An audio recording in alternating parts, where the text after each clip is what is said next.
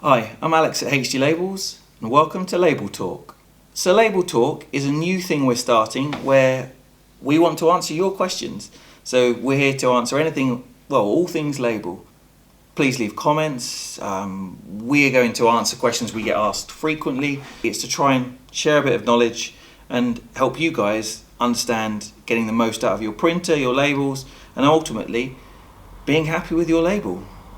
Right, so today, the first thing we're going to answer, or try and explain, is really what three cut options you have for labels to work with your inkjet label printer.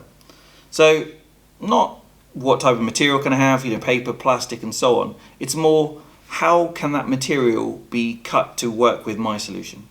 So, really there's three options. First option being continuous label material. So continuous label material, you would use this perhaps if you had a digital label finisher. So you could print onto continuous material first, add a registration mark, then you're able to laminate the material and then cut the labels yourself after the job's been printed. The most common form or standard die cut labels. So by die cut we mean your label design or shape has been cut out and the waste has been removed. So this leaves you a gap, a registration gap where the printer can detect this gap and knows when to start and finish your print. So we've got continuous material, standard die cut labels, and now we're looking at black registration mark. So what is a black registration mark? So on the rear of your labels, you will see on this example, there is a black line printed in every gap along the labels. Why would you use a black registration mark? So black reg marks are used when you leave the waste on. So this has actually got, I don't know if you can see this label here, but this has actually got the waste left on so that the customer can bleed over the edge of the label. This allows for full colour, or helps with full colour printing, but mainly it helps with odd shaped labels. So circles, this one's a teardrop shaped label for an oil can, I think. What it means is the printer has a fixed point it could start from each time. That black registration mark is solid and is consistent through the labels.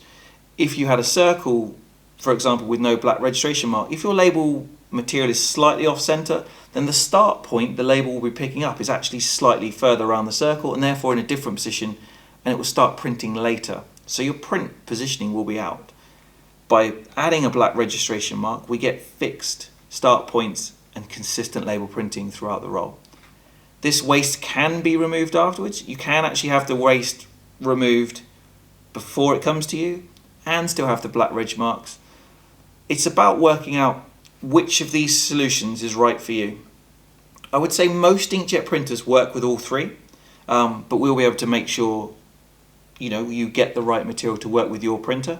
I say the most common is standard die cuts, continuous material, if you're going to cut the labels yourself after printing, and then black registration mark really for odd shaped labels or needing to leave the waste on. That's kind of the three cuts of material explained. I know that's a quick one to get us started, but we're going to try and answer all of your questions. We're going to try and keep this weekly. So feel free to leave any comments or any common questions we get asked. We'll respond on YouTube and see what we can do to help. But thanks for watching.